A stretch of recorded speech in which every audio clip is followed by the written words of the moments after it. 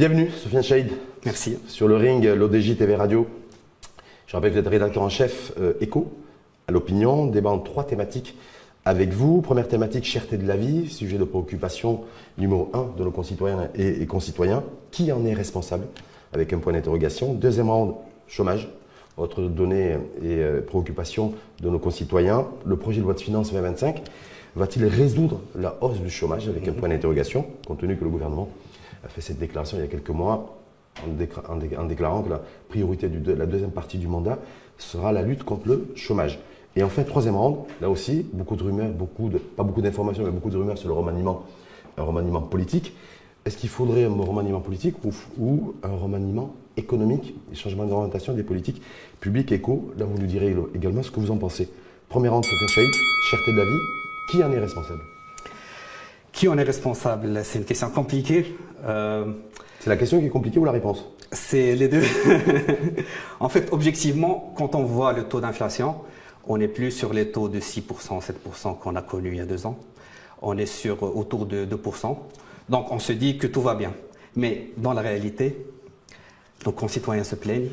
Il y a la cherté surtout dans les produits de grande consommation et dans les produits agroalimentaires. On a eu cet été un pic des viandes blanches, puis maintenant des viandes rouges. Sur certains fruits et légumes, il y a des pics. Première explication, c'est l'enchaînement du stress hydrique, c'est l'enchaînement du déficit pluviométrique. Ça, pour vous, c'est le principal facteur responsable de la flambée des prix? Parce que certains considèrent que c'est pas que ça. C'est pas que ça. Voilà. Ça contribue en grande partie à ça. Oui. Parce que vraiment, le secteur agricole a vraiment beaucoup souffert. Et on va en parler tout à l'heure sur le taux de chômage dans le monde agricole. On voit sur le nombre de faillites et tout. Ça, c'est un problème très important. Après, il y a aussi la problématique des circuits de distribution. Oui, marché de gros, les nombres d'intermédiaires, tout ça. Exactement. Est-ce que ça tient la route? Certains disent qu'effectivement, on a toujours eu cet écosystème des marchés de gros en matière de production et ensuite de distribution, et qu'on a eu la tomate à 3 dirhams avec autant d'intermédiaires. Est-ce que voilà, aujourd'hui, certains disent que c'est le marché de gros qu'il faut absolument réformer pour faire baisser les prix, mais certains considèrent que même si effectivement il y a une vraie réforme des marchés de gros, l'impact sur les prix serait extrêmement faible. Ça va jouer. Ne disons pas que ça va résoudre tout le problème, mais ça va jouer. Après, il y a un plus gros dossier auquel il faut s'attaquer, c'est tout notre modèle agricole. Parce que quand on a un modèle agricole axé sur l'exportation, bien sûr, ça a des effets sur la consommation locale. C'est-à-dire quoi? C'est-à-dire que ce qu'on avait il y avait eu ce débat-là il y a quelques mois sur freiner un petit peu les exportations pour pouvoir subvenir aux marchés locaux. Exactement. Sauf qu'il y a une autre réalité aussi, c'est le besoin de devises, aussi pour pouvoir financer nos importations qui sont massives. Est-ce que vous considérez-vous que tant que cet arbitrage n'aura pas été fait, et tant qu'on restera dans cette situation où on privilégiera l'export de pastèques, de fruits rouges, entre autres, ou d'agrumes, on se retrouvera avec des prix extrêmement élevés ou en tout cas très volatiles? De toute façon, pour l'instant, tout le monde pointe du doigt le plan Maroc Vert, parce que le plan Maroc Vert a été pensé pour l'exportation, pour encourager le secteur agricole à exporter. Bien sûr, ça a donné ses fruits. On a eu sur des filières des valeurs ajoutées qui sont très importantes, des rentrées de devises, comme vous avez dit. Il faut se poser la question, parce que est-ce que le citoyen marocain doit souffrir et doit aller au marché pour trouver des tomates très chères ou de la viande rouge très chère pour à côté exporter? Ça, c'est une question à se poser. Et il faut trouver un modèle entre les deux, surtout que, comme vous savez, on est en plein stress hydrique et que ce modèle ne peut pas tenir sur le long terme. Sauf qu'il est il est toujours maintenu. Il est toujours maintenu. D'accord. Donc ça veut dire que cette flambée des prix aujourd'hui que nous avons, qui est récurrente, malgré la décélération de l'inflation, avec des prix qui sont extrêmement élevés, donc il n'y a pas eu de rythme de baisse des prix, tant qu'il n'y aura pas des sujets tranchés sur quel modèle agricole, pour quel modèle d'exportation agricole et pour quel approvisionnement des marchés, on se retrouvera avec une inflation, avec une cherté des prix qui ne bougera pas. Exactement, exactement. Et puis, il y a une autre problématique, c'est qu'on a fait le choix de décompenser le pétrole. Donc, quand le carburant est cher, le transport est cher. Donc, ça a un impact, bien sûr, sur le produit de consommation. Donc, ça veut dire que clairement, aujourd'hui, vous nous dites directement ou indirectement que l'inflation en tout cas la cherté des prix, c'est marocain. Donc ça veut dire que les arguments qui ont été avancés, qui continuent d'être avancés par ceux qui sont aux responsabilités et aux commandes, c'est les conséquences du Covid, c'est les conséquences de la guerre en Ukraine, c'est les conséquences des tensions au Moyen-Orient, parce que vous n'avez pas évoqué ces facteurs-là. Oui, vous, ce n'est pas des facteurs exogènes, mais c'est des facteurs endogènes qui aujourd'hui sont à l'origine de la cherté de la vie. Si on était en 2023, j'aurais pu dire ça, j'aurais pu dire qu'il y a des facteurs externes, bien sûr. Là, on voit que c'est clairement un cas marocain. Un cas marocain, cherté de la vie, et qui doit être réglé entre nous, entre marocains. Exactement. Sur cette loi aussi qui avait été évoquée, le fait de dire aussi aux politiques et à l'exécutif, pourquoi ils n'actionnent pas la possibilité aussi de plafonner les prix, de plafonner les marges. Est-ce que vous faites partie de ceux, parce que je rappelle que vous êtes un fin analyste économique, effectivement, il y a aussi cette possibilité-là qui pourrait permettre de décélérer les prix de vente des produits, fruits et légumes et viande. Je ne sais pas si ça va résoudre le problème de plafonner. Déjà, c'est un processus très compliqué. Je rappelle que quand il y a eu la grande inflation, le gouvernement a choisi de subventionner directement les transporteurs. Au lieu de plafonner, il donne directement de l'argent du transporteur qui transporte les plus de 8 milliards de dirhams, je crois, qui ont été attribués aux transporteurs. Maintenant, c'est fini, mais on voit toujours que les prix sont toujours aussi chers. Et quand tu décompenses, ça s'installe. Ça s'installe dans ton économie.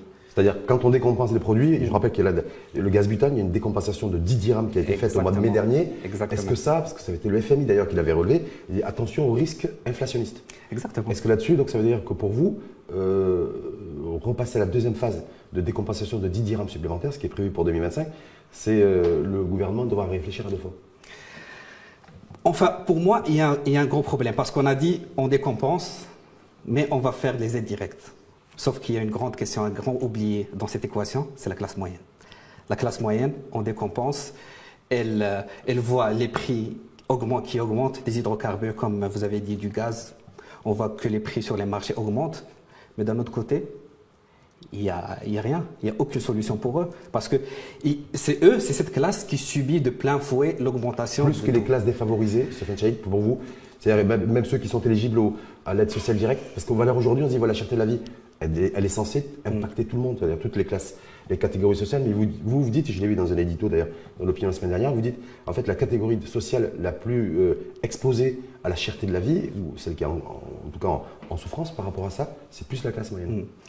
En tout cas, il y a bien sûr une précarisation de toute la population, des classes moyennes et des classes pauvres. Mais les classes pauvres, on s'est dit, on va voir ce que ça va donner, mais on s'est dit, on va leur donner des aides directes. Ça peut les aider, ça peut soulager leur quotidien. D'un autre côté, la classe moyenne, il n'y a rien. Qu'est-ce qu'il y a? Il n'y a aucune aide. La baisse de l'IA qui est prévue pour 2025, est-ce que ça peut être selon vous un appel d'air pour cette catégorie intermédiaire, donc classe moyenne, et quelque part lui redonner un petit peu de pouvoir d'achat ou pas? Pour moi, la baisse des IR, c'est la solution. On a vu quand il y a eu le dialogue social, il y a eu une promesse de baisser de 1%, la tranche de 38% à 37%. Ça, c'est marginal. On s'attendait à une vraie réforme de l'IR qui puisse soulager la classe moyenne. Et d'ailleurs, c'était une promesse de la loi sur la réforme de la fiscalité. Fiscalité, la loi cadre. Exactement, la loi cadre sur la réforme de la fiscalité. Qu'on a promis à la classe moyenne une réforme totale de la grille de l'IR. Pour l'instant, on ne voit rien. C'est une des promesses du gouvernement. Il faut absolument passer par ça pour soulager le quotidien. Pour vous baisser la pression fiscale sur le travail et sur les revenus, ça peut effectivement permettre à ces catégories sociales de pouvoir être mieux armées face à la cherté de la vie? Exactement, parce que là, ils se retrouvent, comme j'ai dit, entre le marteau et l'enclume, entre beaucoup d'impôts sur leur salaire et d'un autre côté, la cherté de la vie qui ne s'arrête pas. Il faut trouver une solution. La solution passera par réduire la pression fiscale sur ces catégories. Dernière question, on va passer au deuxième round, Sofiane Chahid. Certains économistes considèrent que la baisse des prix, en tout cas le prix de la banane qui est toujours aujourd'hui à 13 ou 14 dirhams et qui était à 7-8 dirhams, voire 9 dirhams, ça sera difficile de le retrouver, y compris, il faudra un horizon extrêmement large. On voit le prix de la viande rouge ou le prix d'ailleurs de la viande blanche qui ont littéralement explosé et que ça va mettre du temps avant qu'il y ait une décélération des prix et une baisse des prix. Est-ce que ça veut dire que nos concitoyens et concitoyennes doivent s'attendre à des jours, des semaines, des mois, voire des années difficiles en matière de cherté de la vie? Alors, il y aura peut-être des baisses ponctuelles, mais ma conviction, c'est que, et désolé de ramener des mauvaises nouvelles, mais ma conviction, c'est que cette inflation agroalimentaire est là pour s'installer et pour durer. Très bien. Vous avez dit que tant qu'on ne changera pas le modèle de culture agricole et notre rapport à la production et à l'exportation, on n'arrivera pas à juguler cette inflation des prix. Deuxième round, Sofiane Chaïd, le chômage. Une donnée aussi structurelle qui a culminé autour de 13,1% lors du premier semestre 2024. On a vu le projet de loi de finances, note de cadrage, le gouvernement qui, depuis le mois de mai, le chef de gouvernement annonce que la deuxième priorité du mandat et de son mandat et le mandat du gouvernement sera la lutte contre le chômage. Est-ce que le projet de loi de finances 2025, selon vous, selon les données dont on dispose, sera-t-il en capacité de résoudre la hausse du chômage? Parce que c'est comme ça que les choses sont un petit peu présentées. Alors rappelons que cette année, le chômage est à 13%, qui est un record qu'on n'a pas connu depuis la fin des années 90. C'est absolument catastrophique. Il y a un plan.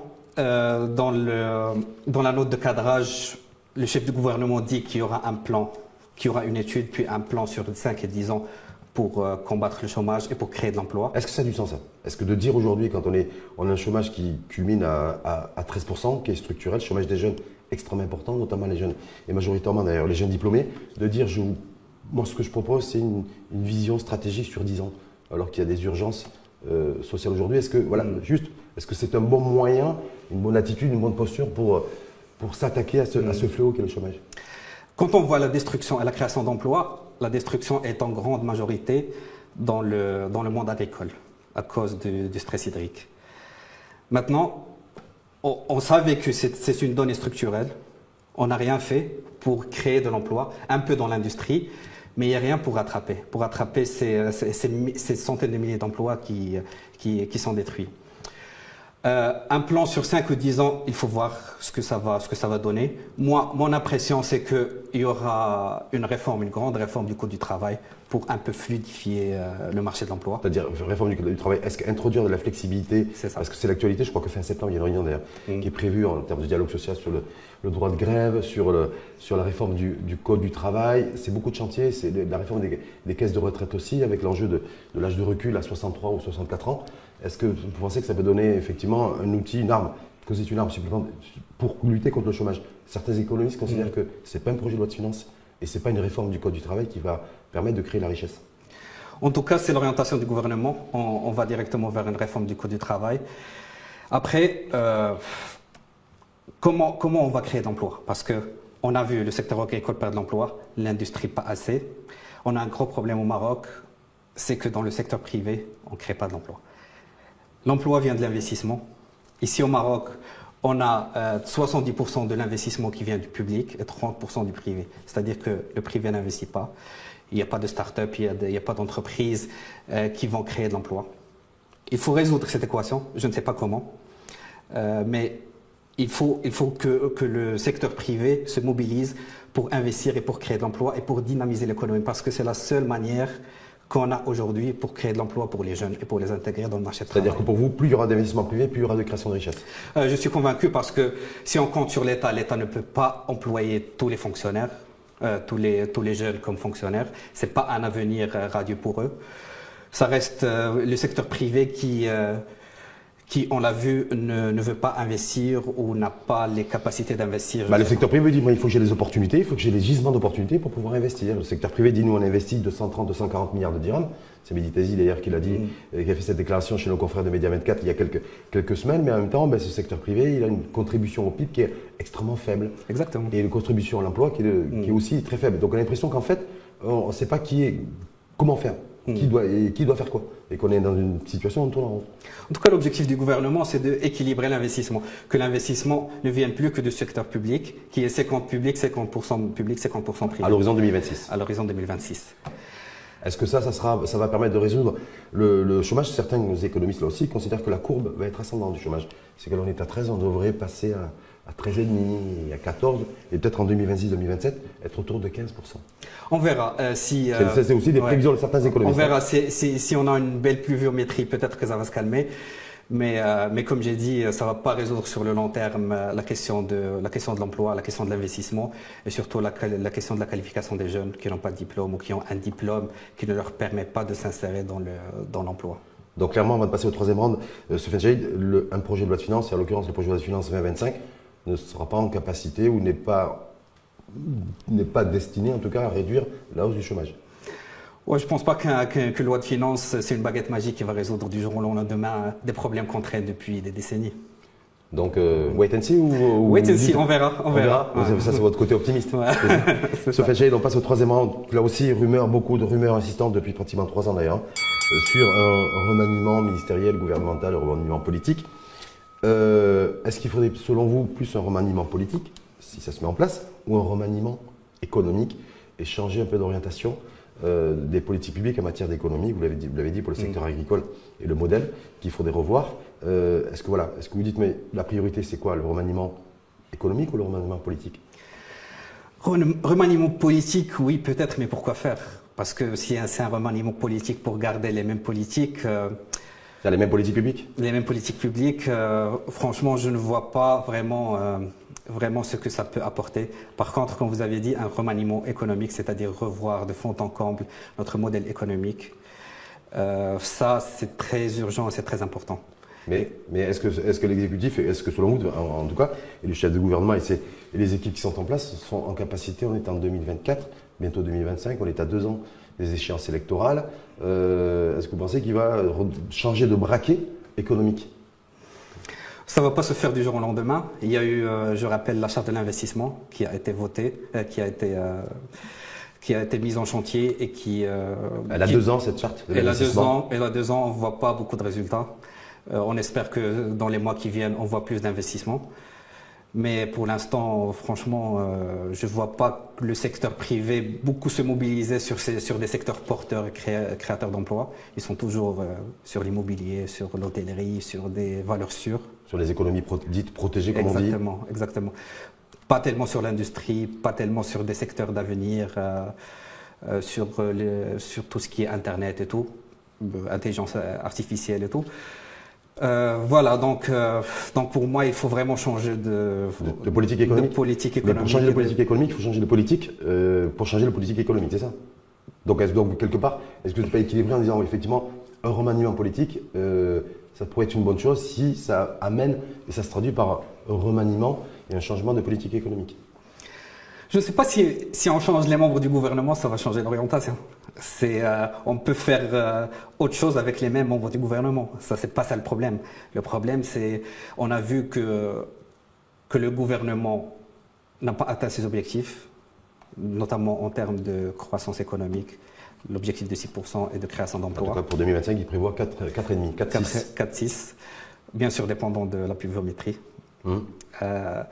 Mais on voit que à l'endroit du gouvernement, ils n'ont pas atteint leurs objectifs fixés à la formation du gouvernement. Donc peut-être que c'est le moment de changer d'orientation sur plusieurs sujets. Donc d'orientation et essentiellement d'orientation économique. Vous avez fait référence effectivement à l'investissement.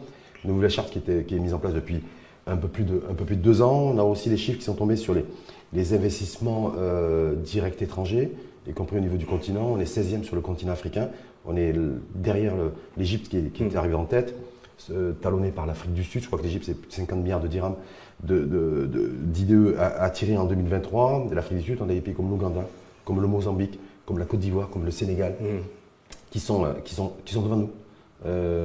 Et personne n'arrive à comprendre que, voilà, pourquoi on n'est que 16e en Afrique.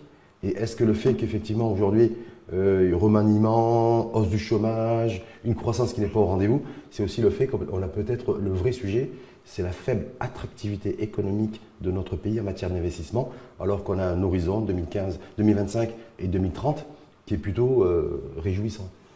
Clairement. Après, on va voir, parce qu'il y a eu beaucoup d'annonces d'investissement, de gros investissements, notamment dans la batterie électrique, dans l'hydrogène vert, etc. Dans les gigafactories. Exactement. Ouais. On va voir si ça va se concrétiser. Mais c'est clairement une statistique qui n'honore pas notre gouvernement et qui n'honore pas le Maroc. Vous avez été surpris, vous, quand vous avez découvert notre classement au niveau africain, 16e sur plus de 50 pays. En tout cas, c'est très décevant parce que vraiment, le Maroc s'est positionné comme une destination des investissements directs étrangers qui viennent au Maroc pour ensuite aller vers le marché africain ou le marché européen. Que le Maroc, c'est une plateforme d'investissement et se classer très en retard par rapport à des pays qui font moins... en tout cas, qui sont moins développés en infrastructure, qui ont un niveau de développement économique moins important que le nôtre. On est bien d'accord là-dessus. Donc ça veut dire quoi? Ça veut dire que ce qu'on a évoqué aussi, cherté de la vie, une offre pas suffisante, hausse du chômage, ça vient aussi du fait qu'on est faible en termes d'investissement, à la fois privé chez nous, à la fois l'efficacité de l'investissement public et à la fois notre faiblesse à attirer des investissements directs étrangers. Bien sûr. On a beaucoup de problèmes à régler, notamment dans le cadre légal. Est-ce qu'il faut plus, je ne sais pas, est-ce qu'il faut faire plus pour attirer des investissements étrangers revoir la stratégie fiscale et les exonérations fiscales, c'est ça en fait, des choses qui doivent être faites dans ce sens. Il y a urgence selon vous? Il y a urgence. Il faut absolument encourager l'investissement parce que, comme on a vu tout à l'heure, notre avenir en dépend. Parce que si on a 13% de chômage, le pays ne peut pas tenir comme ça. Donc si j'ai bien compris, Sofiane Chahid, beaucoup plus favorable à un remaniement économique, des politiques économiques et de réorientation des politiques économiques qu'un remaniement politique, même si les deux sont intimement liés. Exactement. Merci infiniment à vous. Merci à vous. Sofiane Chahid, je rappelle, rédacteur en chef de l'Écho, économie à l'opinion. Là, d'ailleurs, vous êtes chez vous sur ce ring. Bien sûr. Vous êtes ses voisins voisines. Oui. Merci infiniment à vous et à très bientôt. À très bientôt. Au revoir. Cette émission est produite par l'ODJ Média en partenariat avec R212, la web radio de la diaspora marocaine. Vous pouvez la retrouver en replay sur la web radio TV Echo, Indeco, mais aussi en VOD et l'écouter sur toutes les plateformes de podcast. N'oubliez pas de vous abonner à notre chaîne pour être informé des prochaines émissions.